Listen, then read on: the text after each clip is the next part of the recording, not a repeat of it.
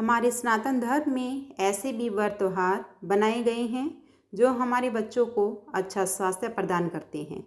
जैसे कि किसी बच्चे को चेचक या खसरे की बीमारी हो जाए तो माँ शीतला देवी का आशीर्वाद प्राप्त किया जाता है। अगर हमारे घर में कोई क्रोधी स्वभाव का है, घर में शांति ना रहती हो और खून से संबंधित बीमारियां हों, ये सब कुंडली में मंगल बद की वजह से होती हैं। तो भी माँ शीतला की उपासना से इन सब से निजात मिलती है। नमस्कार, मैं हूँ एस्ट्रोलॉजर ललिता स्वामी और आपका स्वागत है मेरे चैनल एस्ट्रोलॉजी विद ललिता स्वामी में। दोस्तों, होली के 7वें दिन बाद शीतला माता की पूजा की जाएगी और वहीं कई जगह पर होली के बाद पड़ रहे पहले सोमवार को की जाती है। इसे बासोड़ा के नाम से भी जाना जाता है। जो भी भक्त शीतला माँ की साधना आराधना करते हैं, माँ उन पर अनुग्रह करती हुई उनके घर परिवार की सभी विपत्तियों से रक्षा करती हैं। दोस्तों, हिंदू पौराणिक कथाओं के अनुसार देवी शीतला देवी दुर्गा और माँ पार्वती का अवतार है। वह प्रकृति की उपचार शक्ति का प्रतिनिधित्व करती है और कहा जाता है कि वह चेचक, चिकन पॉक्स, खसरा जैसी बीमारियों को नियंत्रित करती है। शास्त्रों के अनुसार माँ शीतला देवी पार्वती का स्वरूप है जो देवताओं के पवित्र अग्नि अनुष्ठान हवन के दौरान प्रकट हुई थी। कहा जाता है कि देवी के 4 हाथों में से एक में कूड़ादान होता है और दूसरे में झाड़ू, कुछ नीम के पत्ते और पानी का घड़ा होता है। वह खच्चर पर यात्रा करती हैं। हालांकि पहले 2 स्वस्थता को दर्शाते हैं। घड़ा पृथ्वी पर सभी जीवन के लिए स्वच्छ पानी के महत्व पर जोर देता है और नीम अपने चिकित्सीय लाभों के लिए जाना जाता है। दोस्तों, माता शीतला की कृपा से देह अपना धर्माचरण कर पाती है। बिना शीतला माता की कृपा के देह धर्म संभव नहीं है। स्कंद पुराण में इसकी अर्चना का स्रोत शीतला अष्टक के रूप में प्राप्त होता है। इस स्रोत की रचना भगवान शंकर ने जन कल्याण के लिए की थी। शीतला अष्टक शीतला देवी की महिमा गान करता है, साथ ही इनकी उपासना के लिए भक्तों को प्रेरित भी करता है। दोस्तों, इस दिन माँ को प्रसन्न करने के लिए बासी चीज़ों का भोग लगाया जाता है। दोस्तों, इस दिन बासी भोजन इसलिए किया जाता है क्योंकि इस दिन आखिरी बार बासी भोजन खा सकते हैं। इसके बाद आने वाले समय में गर्मी बढ़ने लगती है, जिसकी वजह से खाना खराब हो सकता है। ऐसा माना जाता है कि साल में एक बार ठंडा भोजन करने से पाचन तंत्र सही बना रहता है। तो चलिए दोस्तों, अब माँ शीतला की व्रत और पूजा विधि जान लेते हैं। दोस्तों, शीतला सप्तमी के दिन सुबह जल्दी उठकर माता शीतला का ध्यान करें। शीतला सप्तमी के दिन प्रातःकालीन कर्मों से निवृत्त होकर स्वच्छ व शीतल जल से स्नान करना चाहिए। स्नान के पश्चात संकल्प लेना चाहिए। संकल्प के बाद माँ शीतला के मंदिर में जाकर विधि विधान के साथ पूजा करें। कुछ लोग होलिका दहन वाली जगह पर भी बासोड़ा पूजते हैं। आप अपनी मान्यता अनुसार किसी भी जगह माँ शीतला का ध्यान करके पूजा कर सकते हैं। सबसे पहले माँ शीतला की पूजा करें। ओम ह्रीम श्रीम शीतलाय नमः का निरंतर उच्चारण करें। इस मंत्र से जल अभिमंत्रित कर लें। माँ शीतला को जल अर्पित करें और उसकी कुछ बूंदें अपने ऊपर भी डालें। यह जल पवित्र होता है। इसे घर के सभी सदस्य आँखों पर लगाएं। थोड़ा जल घर के हर हिस्से में छिड़कना चाहिए। इससे घर की शुद्धि होती है। इसके बाद गुलाल, कुमकुम अर्पित करें। इसके पश्चात एक दिन पहले बनाए हुए बासी भोजन, मीठे चावल, पुआ, गुड़ से बने चीलों आदि का भोग लगाएं। लेकिन ध्यान रखें कि शीतला सप्तमी के व्रत के दिन घरों में ताज़ा भोजन नहीं बनता है। अतः भक्त इस दिन एक दिन पहले बने भोजन को ही खाते हैं और उसी को माँ शीतला को भी अर्पित करते हैं।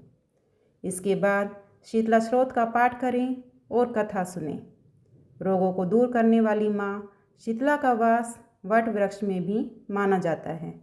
इसलिए इस दिन वट वृक्ष की भी पूजा करनी चाहिए।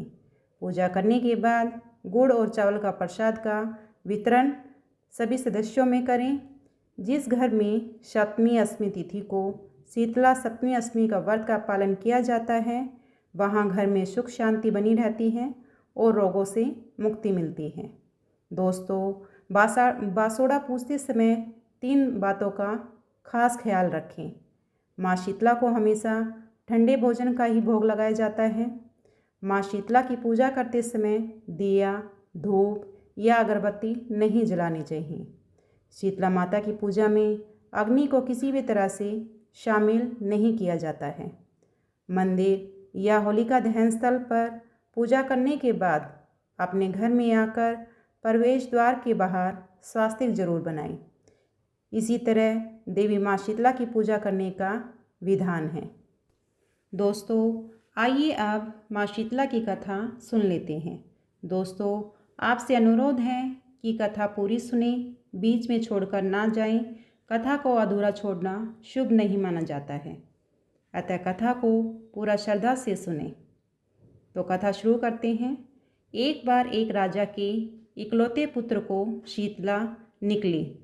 उसी के राज्य में एक काछी पुत्र को भी शीतला निकली हुई थी। काछी परिवार बहुत गरीब था, पर भगवती का उपासक था। वह धार्मिक दृष्टि से जरूरी समझे जाने वाले सभी नियमों का बीमारी के दौरान भी भली भांति निभाता रहा। घर में साफ सफाई का विशेष ख्याल रखा जाता था। नियम से भगवती की पूजा होती थी। नमक खाने पर पाबंदी थी। सब्जी में न तो छोंक लगाया जाता था और न कोई वस्तु भुनी तली जाती थी। गरम वस्तु ना वह स्वयं खाता था और ना शीतला वाले लड़के को देता था।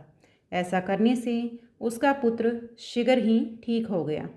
उधर जब से राजा के लड़के को शीतला का प्रकोप हुआ, तब से उसने भगवती के मंडप में सतचंडी का पाठ शुरू करवा रखा था। रोज हवन व बलिदान होते थे। राजपुरोहित भी सदा भगवती के पूजन में निमग्न रहते।